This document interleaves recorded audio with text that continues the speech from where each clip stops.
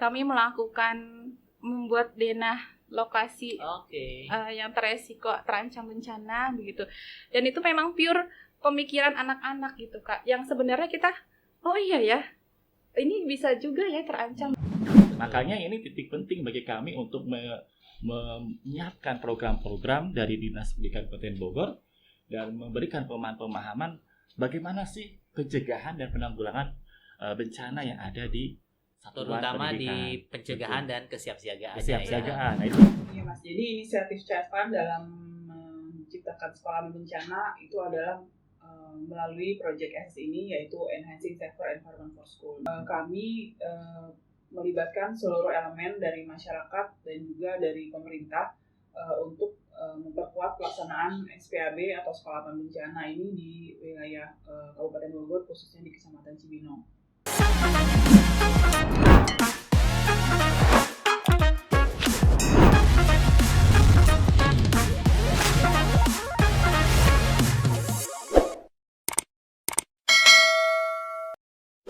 Halo sahabat Cavan, ketemu lagi dengan saya Sumadi di sini di podcast kita Ngacayo, ngobrol bareng Cavan. Ya gak bosan-bosan ya, saya ingatkan buat yang lagi nonton podcast ini, jangan lupa untuk klik tanda lonceng notifikasinya, subscribe, like kalau kamu suka sama video ini, kasih komen dan share juga ke teman-teman yang lain kalau menginspirasi kami semua. Teman-teman semua, hari ini kita akan ngobrolin sesuatu yang sangat penting ya. Sesuatu yang dekat banget sebenarnya sama dunia pendidikan anak-anak kita hari ini. Apa itu? Kita bakal ngobrolin soal sekolah aman bencana. Apa sih yang dimaksud dengan sekolah aman bencana? Kenapa sih itu penting? Dan apa yang harus kita perhatikan?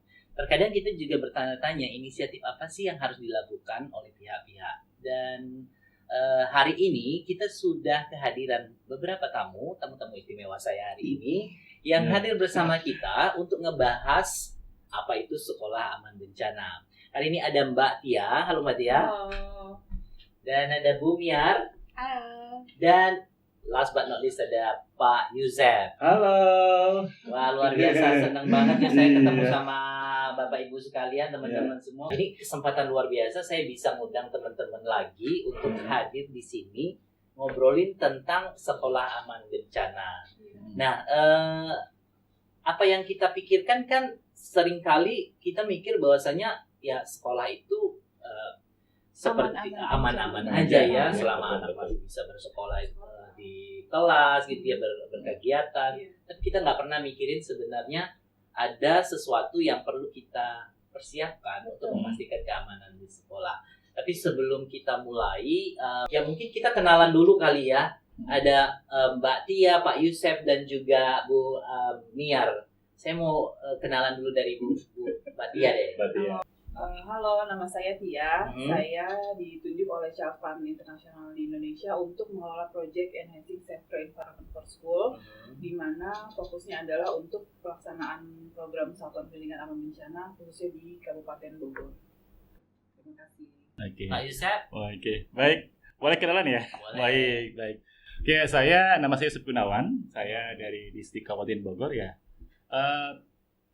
Tupoksi saya di distrik itu di seksi kurikulum dan kelembagaan SD untuk saat ini, dan memang kebetulan di tahun 2020 kemarin saya juga ikut turun ke lapangan karena terdampak dari bencana alam. Thank you Pak Yusef sudah hadir. Baik. Ada Bu Miar? Baik, thank you Kak. Halo everybody, perkenalkan saya Miar Muslimah. Saya salah satu guru di SDN Paboran 3, tepatnya di Kecamatan Cibinong, Kabupaten Bogor. Selama hampir 7 tahun ini saya mengabdi di SDN Paboran 3. Dan selain menjadi guru kelas, saya pun menjadi kepala perpustakaan Kak. Luar biasa. Itu aja ya Kak ya. Ya, Terima kasih. Senang banget akhirnya kita bisa ketemu lagi di sini ya. Kayaknya kita udah, kapan terakhir kita ketemu ya kalau nggak salah? Waktu kegiatan 2 minggu lalu ya, kita udah betul, ketemu betul. di satu kegiatan, dan saya senang sekali udah bisa menghadirkan teman-teman di sini untuk ngobrolin soal sekolah aman bencana.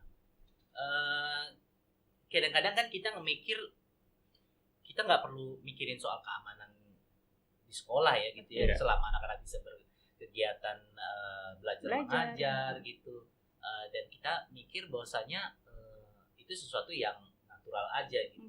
Tapi sebenarnya apa sih yang dimaksud sekolah aman bencana itu? Saya mungkin mau ke Kak Tia dulu deh. Iya. Apa sih yang dimaksud dengan sekolah aman bencana? Iya, jadi sekolah aman bencana atau kalau di konsepnya sebenarnya kalau mengutip dari Permendikbud nomor 33 tahun 2019 itu disebutnya Satuan Pendidikan Aman Bencana. Itu kegiatan untuk pencegahan dan penanggulangan terkait terjadinya bencana di lingkungan pendidikan. Lingkungan pendidikan ini bisa di semua jenjang dan semua tingkatan dan jenis pendidikan. Jadi dari SD, tingkat SD atau madrasah ibtidaiyah hingga ke tingkat SMA atau madrasah aliyah dan SMK seperti itu, Kak.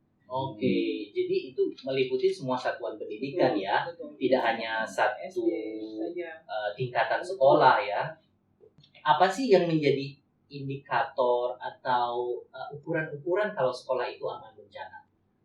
Jadi kita itu kenapa perlu melaksanakan kegiatan satuan pendidikan bencana ini berangkatnya dari kondisi Indonesia di mana 75% sekolah di Indonesia itu berada di risiko tinggi untuk terdampak bencana. Jadi kalau secara jumlah itu ada 25.000 sekolah di Indonesia dari tingkat SD hingga SMA yang memiliki kerentanan tinggi terhadap terdampak bencana seperti itu. I see.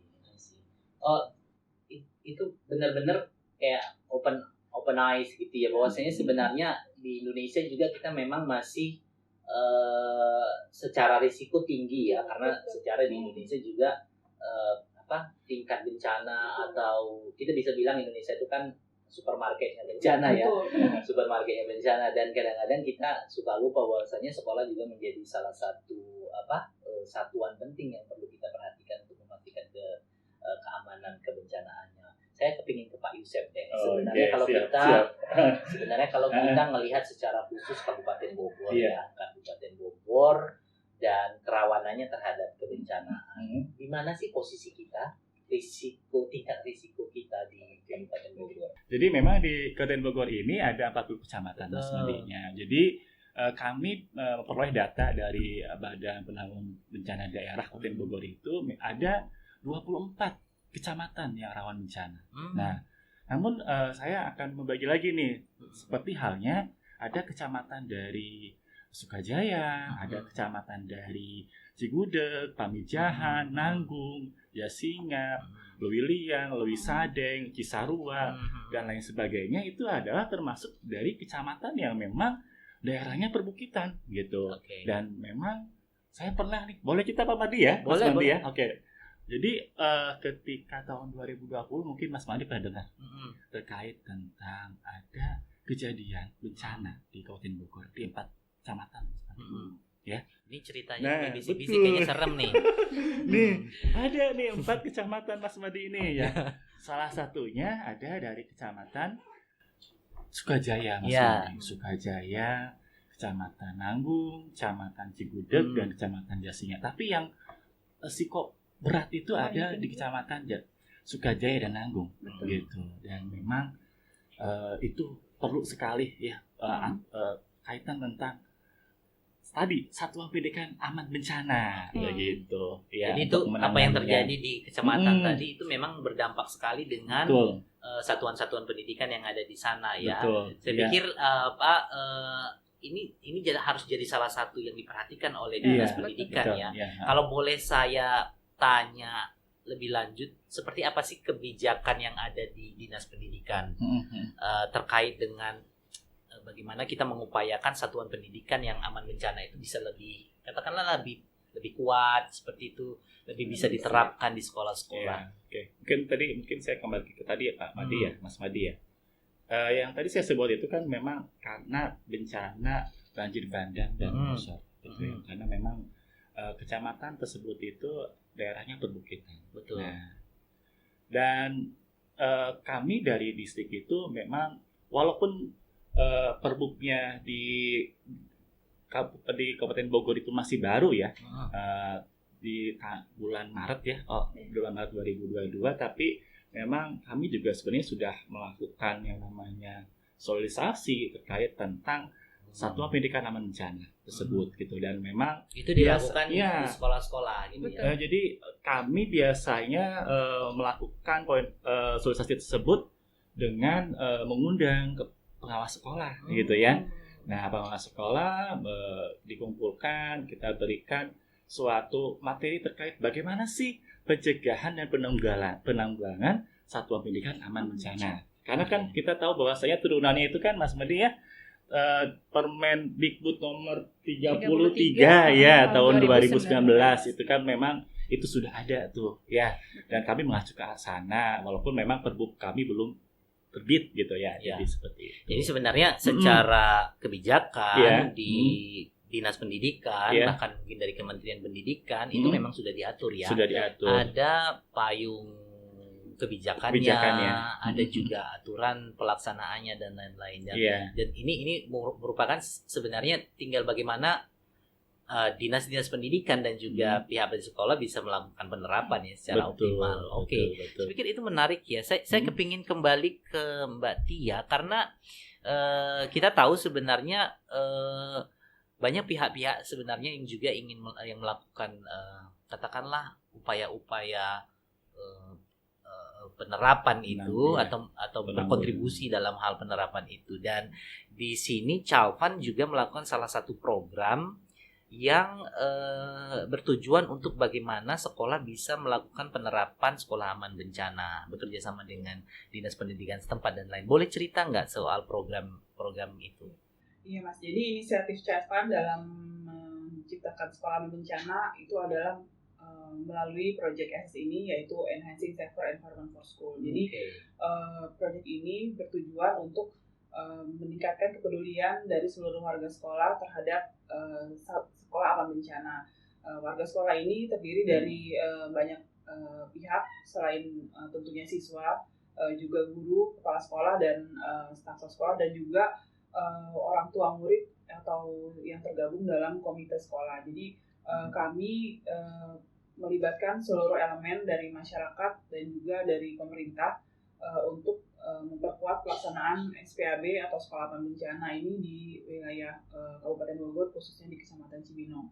Harapannya seluruh warga sekolah yang ada itu bisa lebih peduli dan bisa lebih siap jikalau terjadi bencana. Memang kita harapannya tidak ada bencana ya Mas ya, tapi kan bencana itu kan kita tidak bisa tahu kapan ada terjadinya. Dan kalaupun terjadi, harapannya siswa itu sudah bisa siap dan juga seluruh warga sekolah juga siap. Ya, pada intinya sebenarnya preparedness ya, kesiapsiagaan terhadap kondisi bencana dan bagaimana bisa mengurangi resiko bencana.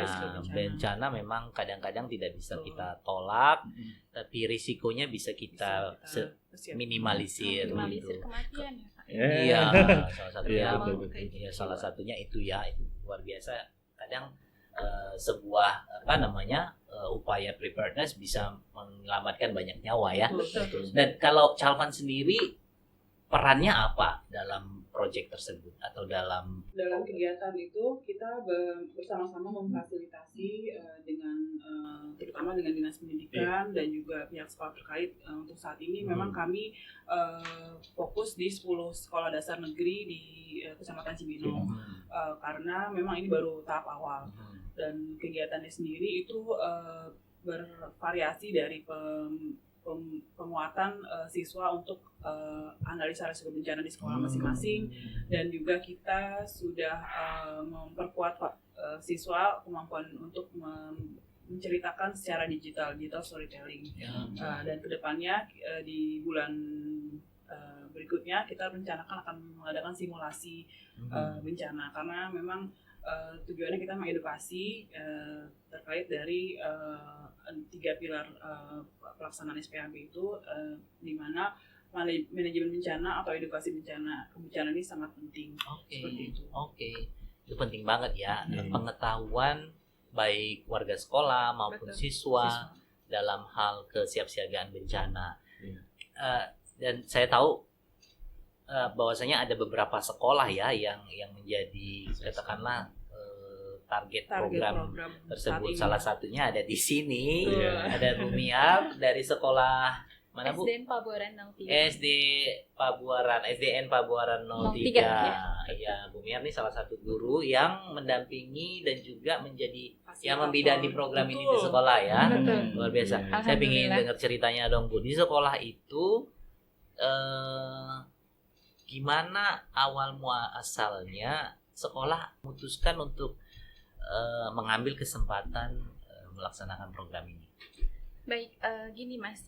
Dari cerita dari Pak Yusuf tadi, Ya. setelah melakukan sosialisasi dari Dinas Pendidikan itu, kami langsung mengerahkan komite dan orang tua siswa, dan Oke. dalam hal ini kan sebagai stakeholder ya Mas ya, karena memang program ini harus benar-benar disatukan atau dibuktikan dengan aksi nyata gitu, bukan hanya sebuah wacana begitu. Sehingga tindakan kami di sekolah saya khususnya dan di beberapa sekolah sasaran melakukan sosialisasi kembali kepada orang tua siswa, komite, dan yang pastinya juga kita memasukkan materi-materi tentang penanggulangan bencana ini ke dalam pembelajaran sehari-hari anak-anak gitu. Oke. Sehingga mereka lebih siap, lebih dapat kesiapsiagaan tadi ya untuk meminimalisir atau dia bisa berbuat atau mencegah sebelum memang ancaman bencana itu datang gitu Kak. Oke. Emang di daerah Ibu itu sering ada bencana? Apa aja sih jenis bencana yang sering terjadi di wilayah? Betul Kak. Sejauh ini memang keadaan cuaca kita unprediction ya Kak. Nah, Dalam arti yang biasanya kita tahu sekarang musim penghujan nih, berarti anak-anak kita kerahkan untuk membawa payung, jas Ya. hujan, karena memang rata-rata mereka itu diantar jemput oleh kedua orang tuanya gitu. Dan makanya di dalam kegiatan ini kami merasa sangat tercover gitu. Di media, diberikan media untuk memberikan pemahaman atau menanamkan kesadaran anak terhadap ancaman bencana ini gitu. Dalam beberapa bulan terakhir kami terjadi longsor Pak di sekolah. Memang kebetulan posisi letak sekolah kami ini agak lebih tinggi, namun pondasinya itu udah lama dibangun gitu. Dan SDN Pabuaran 3 ini terletak di Kelurahan Pakansari yang memang awalnya itu menjadi pemekaran. Yang awalnya Kelurahan Pabuaran, kemudian terjadi pemekaran menjadi Kelurahan Pakansari gitu. Makanya namanya tetap SDN Pabuaran 3 gitu, tapi letaknya di Kelurahan Pakansari. Meskipun di Kelurahan Pabuaran pun ada gitu.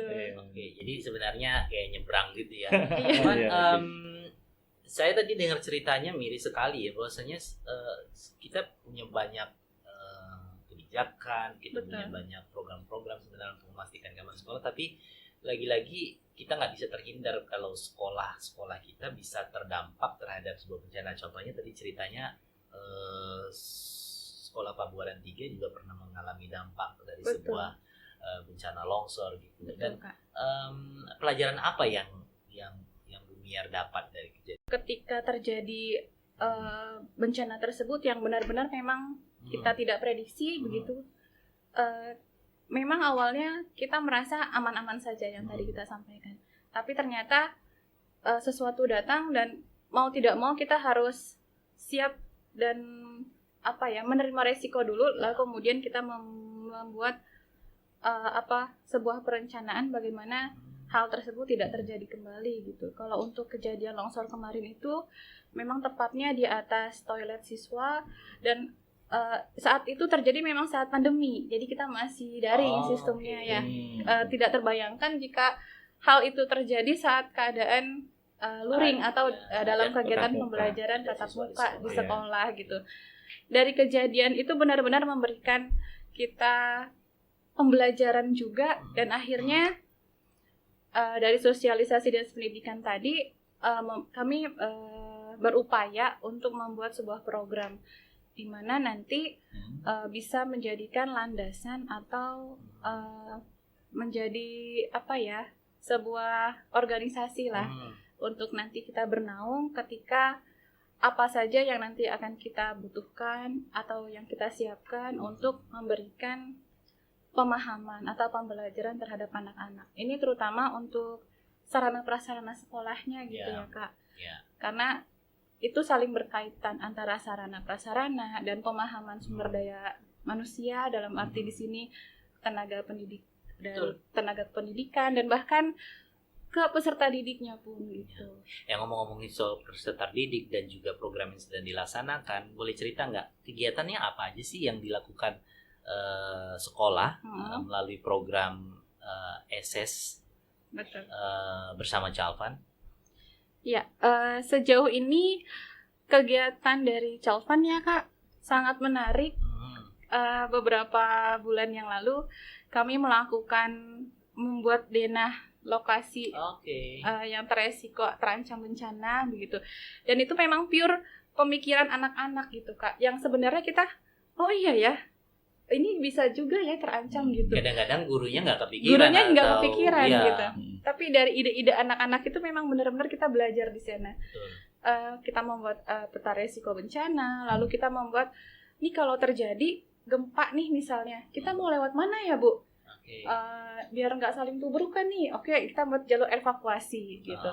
Lalu ada juga yang menanyakan, nanti kita kumpul di mana Bu gitu kan? Kan kalau ke GOR kejauhan ya Kak. Karena kita deket juga nih sama GOR Makassari kan, tapi jauh lah gitu ya. Mendingan pulang duluan gitu ya, pulang sekalian gitu ya. Masing-masing. Iya. Tapi di sekolah kita membuat titik kumpul di sana nanti.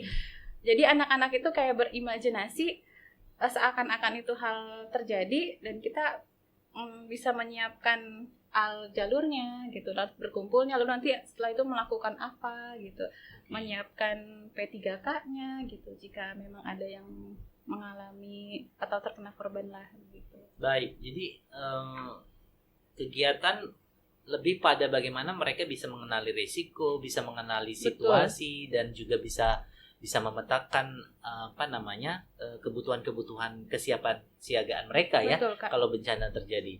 Ini menarik sekali ya, karena kadang-kadang anak-anak kalau tidak kita coba untuk arahkan ke sana, abai juga, bisa nggak peduli juga. Tetapi dengan kita coba arahkan gitu, dan ajak mereka berpartisipasi, itu bisa bahkan memberikan informasi yang mungkin nggak pernah kepikiran oleh kita. Betul, dan mereka bisa mengenali sendiri.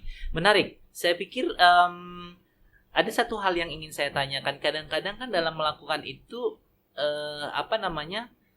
ada yang menjadi tantangan ya bagi sekolah ya. Betul. Tentu saja nggak semudah itu untuk bisa membuat melibatkan anak-anak, juga katakanlah melibatkan masyarakat misalnya. Apa sih tantangan yang Ibu rasakan?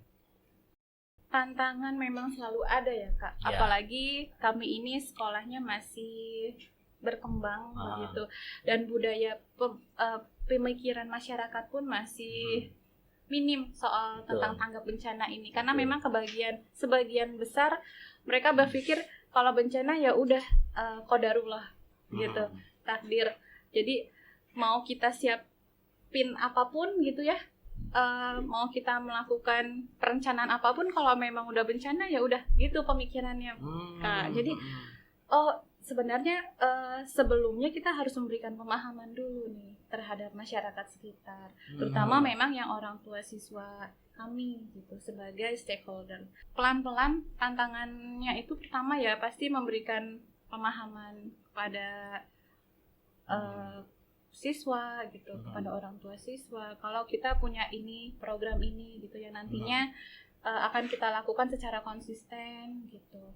Dan sarana prasarana yang harus kita wujudkan ini gitu loh kan. Memang tantangannya lebih kepada memberikan sosialisasi atau memberikan pemahaman terhadap sekolah aman bencana ini. Baik.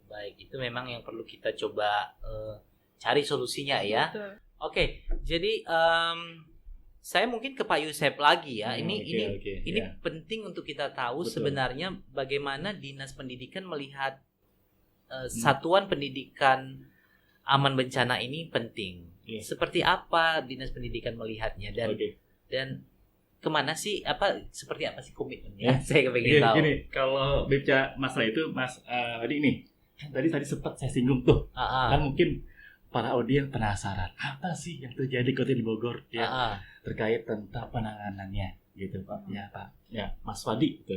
Memang dari 40 kecamatan yang ada di Kabupaten Bogor itu memang ada kriteria-kriteria tertentu gitu kan yang rawan terkait tentang banjir bandang, terus longsor. Ada yang memang di Cibinong pun memang tidak terlepas dari longsor kan, betul. Banjir Dan banjir juga, bahkan di Gunung Putri, Kecamatan Gunung Putri, Citerep dan seterusnya. Jadi semua kecamatan memang pada dasarnya rawan bencana, dan itu penting sekali kita memberikan pemahaman, memberikan sosialisasi terkait tentang Satuan Pendidikan Aman Bencana. Dan tentunya Pak Mas Wadi gini, ketika Kabupaten Bogor terdampak bencana yang saya sampaikan tadi tahun 2020, ya, bahkan tahun 2022 pun pasti Mas Wadi dengar ada salah satu sekolah SDN Tanjung Sari 02 di Kecamatan Luyang terdampak bencana. Semua SKPD turun. Nah, jadi saya sendiri nih, Mas Wadi nih, yang ada di sisi kurikulum ya, gitu ya, yang ada kurikulum itu diberikan tugas untuk memantau sekolah-sekolah yang terdampak yang ada di 4 kecamatan. Ya, sekolah mana aja nih, gitu kan, yang terdampak banjir bandang dan longsor tersebut, gitu. Nah, kami data dan kami pun berkolaborasi dengan Badan Penanggulangan Bencana Daerah Kabupaten Bogor. Gitu. Jadi data yang kami punya kami share ke Badan Penanggulangan Bencana Daerah Kabupaten Bogor. Jadi kan semua berkolaborasi, bahkan dari Badan Penanggulangan Bencana Daerah Kabupaten Bogor itu juga share juga ke Badan Perumahan dan Kawasan Pemukiman. Nah, itu kata penting betul, kolaborasi itu nggak bisa di sini, gitu ya. bisa dilepaskan karena semua harus saling bersinergi, saling bekerja sama. Ya, saya sepakat dengan itu. Dan kalau saya melihat tadi bahwasanya pada saat kondisi bencana terjadi dan kolaborasi itu dibangun, saya pikir penting juga dalam proses PRB ya, atau pengurangan risiko bencana, bagaimana kontingensi dilakukan. Itu bagaimana kira-kira komitmen dari Dinas Pendidikan dan juga mungkin dari sekolah untuk bisa melihat itu bisa dilakukan. Salah satunya gini, kami dari Didas itu kan melihat sekolah mana yang terdampak. Saya lanjutkan kembali nih. Lalu peserta didik mana nih yang terdampak? Kami berikan bantuan juga, bukan hanya dari segi dana ya. Kami juga memberikan ATK, sepatu, seragam, tas untuk peserta didik yang memang terdampak dari bencana, gitu kan. Jadi semua berbondong untuk membantu, dan kita juga ada pos-posnya nih Pak Mas Wadi ini. Pos di Kecamatan A ini. Nah, untuk pusat bantuannya, dan bahkan sampai saat ini pun ada posnya nih di Kecamatan Lewiliang, ya itu. Nah, kami dari distrik juga memang sangat memprioritaskan terkait tentang Satuan Pendidikan Aman Bencana, karena kita tahu bahwasanya kawasan Kabupaten Bogor ini itu juga rawan bencana, gitu. Makanya ini titik penting bagi kami untuk menyiapkan program-program dari Dinas Pendidikan Kabupaten Bogor dan memberikan pemahaman bagaimana sih pencegahan dan penanggulangan bencana yang ada di terutama di pencegahan dan kesiapsiagaan. Nah, itu memang harus kita lakukan seefektif mungkin agar ketika tadi kan disampaikan bahwa bencana itu nggak bisa kita prediksi, ya kan? Bisa datang kapan saja, gitu ya. Maka kalau seandainya sudah disiapkan, pasti bencana itu bisa dimitigasi, bisa dicegah. Baik, gitu. Ya. Oke. Saya mungkin ingin melihat jauh ke depan ya. Kita sudah bicara soal bagaimana kita berkolaborasi, bagaimana kita mempersiapkan katakanlah upaya-upaya untuk bisa menciptakan sekolah aman dan sekolah aman bencana gitu. Tapi tentu setiap kita ingin satu hari kita punya mimpi ya. Apa yang kita impikan itu bisa terwujud. Gitu. Apa sih harapan Bapak Ibu sekalian ke depan dalam hal menciptakan sekolah aman bencana? Harapan saya dan mungkin saya mewakili beberapa sekolah dan seluruh sekolah ya di Kabupaten Bogor dan seluruh Indonesia mungkin ya Kak pada umumnya kami ingin terhadap kegiatan ini atau program ini bisa mewadahi kami yaitu berupa sarana prasarana yang mendukung, dan memang secara prosedur dalam pembangunan sekolah kan memang sudah ada sistemnya ya Pak ya. di sekolah ini dibangun ruang kelas berapa gitu ya Pak ya, dalam bantuan apapun nanti memang sudah ada anggarannya begitu. Namun terlepas dari itu kami ingin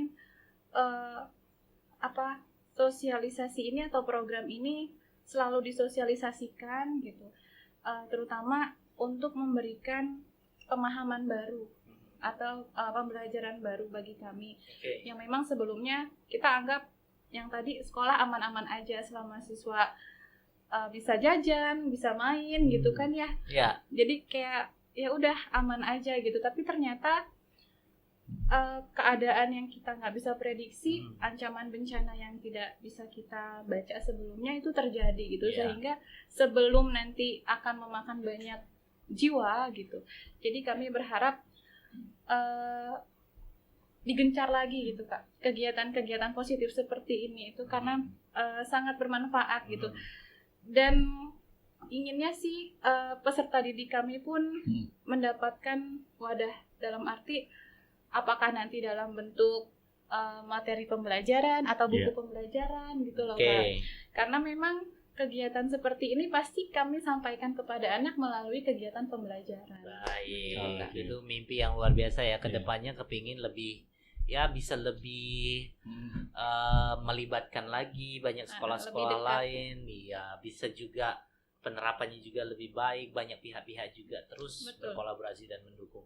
Saya ke Pak Yusef singkat, apa harapan ke depan, mimpi ke depan bagi Disdik? Mungkin ini saya informasikan Pak Mas Wadi ini, bahwasanya di Kabupaten Bogor kita sudah punya Perbuk, ya, Peraturan Bupati nomor 53 tahun 2022 tentang penyelenggaraan satuan pendidikan aman bencana. Kita punya Pergub nih, dan mudah-mudahan nanti Pergub ini mimpi kami bisa disosialisasikan kembali ke satuan pendidikan sehingga satuan pendidikan itu bisa ada pencegahan dan penanggulangan bencana. Nah, kaitan tentang apa? Nah, karena apalagi nih Mas Sudi nih, supaya nanti satuan pendidikan paham bahwasanya melakukan simulasi di satuan pendidikan itu penting. Betul nggak ya?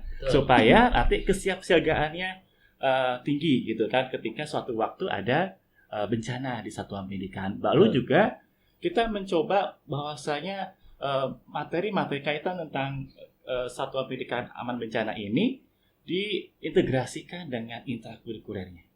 Nah, intrakurikulernya ini jadi panjang nih Mas Wadi, nggak apa ya?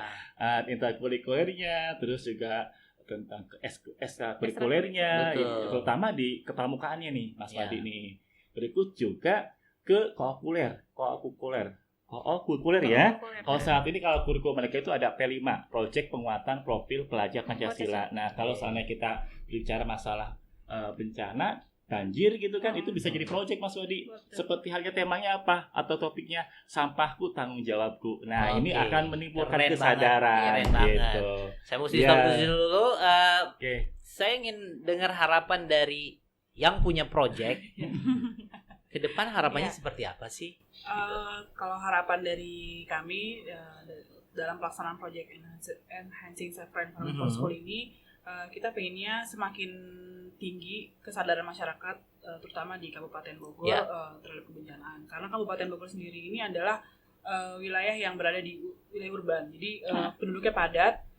Kalau per tahun 2021 kemarin itu ada 5,5 juta jiwa, dan Provinsi Jawa Barat sendiri itu sebenarnya adalah provinsi paling padat se-Indonesia. Jadi benar-benar kita pengen bisa lebih meningkatkan kesadaran masyarakat lebih luas lagi, dan setelah masyarakat sadar, kita juga pengennya ada kolaborasi. Tadi sudah kita bahas bersama, kolaborasi, kerjasama antar pihak yang terkait, karena masih banyak nih PR-PR atau mungkin kekosongan yang harus kita isi sama-sama. Jadi saat ini Child Fund bersama-sama dengan Dinas Pendidikan dan juga dengan didukung oleh sekolah di Kabupaten Bogor, itu kami sedang berinisiasi membentuk sekretariat bersama untuk pelaksanaan SPAB di Kabupaten Bogor. Jadi kalau tadi Bapak bilang sudah ada perbuknya, jadi diharapkan bisa lebih memperkuat lagi pelaksanaan dengan adanya sekber untuk SPAB di Kabupaten Bogor.